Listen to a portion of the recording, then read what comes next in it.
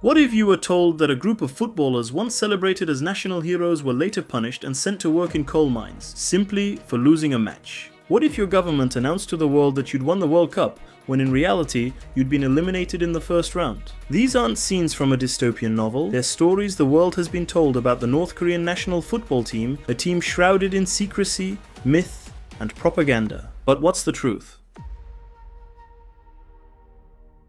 North Korea is one of the most isolated nations on Earth, a country where information is tightly controlled and every public image is carefully constructed. So, it's no surprise that its football team has become just as mysterious. Founded in 1956, the North Korean national team quickly made history. In their very first attempt to qualify for a World Cup, the 1966 tournament in England, they actually made it. But their path to that stage was far from ordinary. Due to political disputes, all African nations withdrew from the qualifiers, and South Korea pulled out as well. That left just two teams competing for one spot, Australia and North Korea. The North Koreans won both matches and earned their ticket to England, where they'd face giants like the Soviet Union, Chile, and Italy. What followed would shock the football world and spark decades of rumors, legends, and unanswered questions. To understand the mystery, you have to understand the isolation. After the Korean peninsula was divided in 1945, the Democratic People's Republic of Korea, or DPRK, was founded on a strict ideology of kucha, a philosophy of absolute self-reliance. This sealed the nation off from much of the outside world, creating an information vacuum where myths can grow.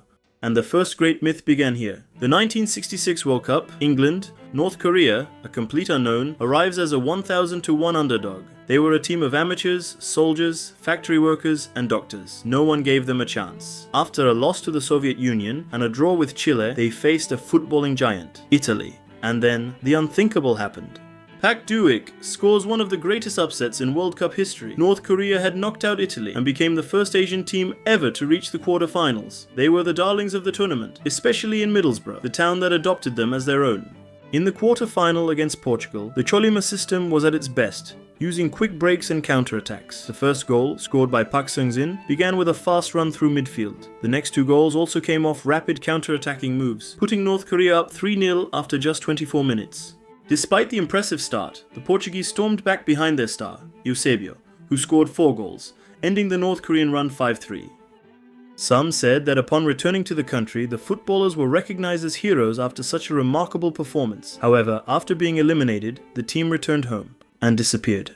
For years, rumors swirled. Some claimed that the players were punished for ideological impurity after drinking and celebrating their victory in a Western country. Allegedly, the entire team, except for one player, was sent to prison camps.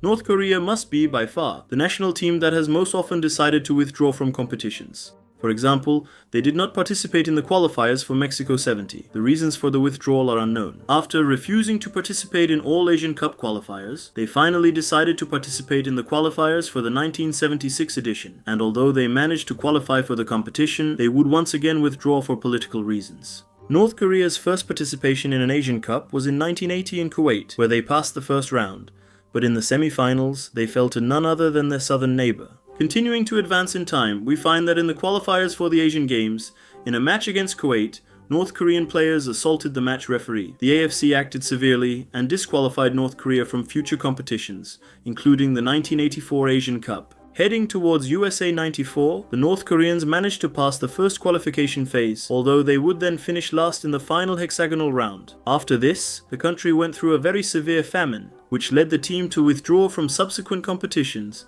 including the qualifiers for the France 98 World Cup. After participating in the qualifiers for the 2000 Asian Cup and failing to qualify, the team would once again withdraw from a competition. This time the 2002 World Cup qualifiers, because part of the World Cup would be played in their southern neighbor. After failing to qualify for the 2006 World Cup and being suspended for the 2007 Asian Cup due to a new AFC sanction, North Korea prepared to play the qualifiers for the 2010 World Cup in South Africa.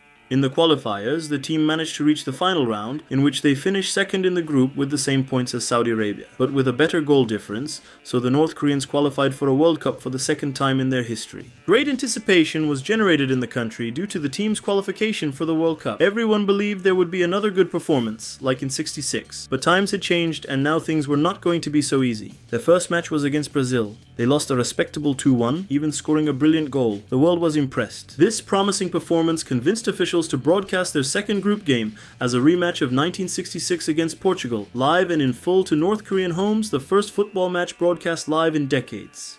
It was a catastrophe. They lost 7-0. The live broadcast was reportedly cut off. After a final loss to Ivory Coast, the team went home and the rumor mill exploded.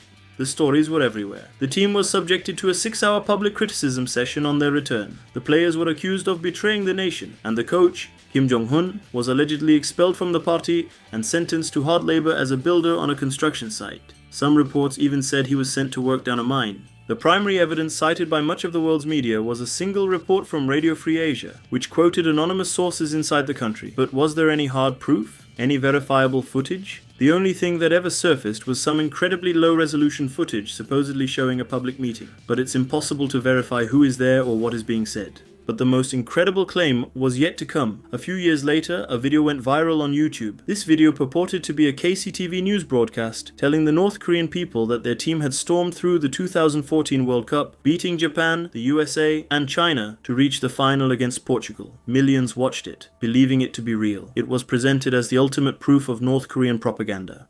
This is the core of the mystery. Punished heroes, faked victories, and a coach working on a coal mine. But is any of it true? Let's begin with the 1966 squad. The surviving members of that team have been interviewed since. Park Do-ik, the man who scored that goal against Italy, became a celebrated sports coach. The players have consistently stated they were welcomed back as heroes and given state honors and apartments. The defector's story, while compelling, remains a single uncorroborated account against the public testimony of the men who were actually there. The evidence for their punishment is flimsy at best. Now, for 2010, the public shaming and the coach sent to a labor camp. This story is so prevalent it's accepted as fact. But in 2011, a year after he was supposedly disgraced and imprisoned, FIFA President Sepp Blatter confirmed that FIFA had investigated the claims. They received confirmation from the DPRK Football Association that the coach, Kim Jong-un, was safe, still training the team, and that the allegations were baseless. He has since been seen managing other clubs in North Korea. So why do these stories come about? The reason is simple: retention and money. A piece about a team giving their all and going home quietly doesn't make headlines, but a tale of a ruthless dictator punishing them for losing, that spreads fast. It reinforces people's existing assumptions, and once that belief takes hold, it's incredibly hard to change their minds. The media plays a crucial role in shaping how we think. It's remarkably effective at deciding what captures our attention. And with North Korea, the narrative is often written long before the first ball is kicked. The mystery of the North Korean football team isn't about what punishment they face when they lose. The real mystery is what they could achieve if they were ever truly free to share their talent with the world. Thanks for joining us on this deep dive. What do you find most fascinating about the intersection of sports and politics? Let me know in the comments below. And if you enjoyed this investigation, be sure to hit the like button, subscribe to the channel, and turn on notifications so you don't miss our next video. If you want to see another story about a mysterious sports team, check out our video Football's Biggest Betrayal: How Venky's Destroyed Blackburn Rovers, right here. Until next time, stay curious.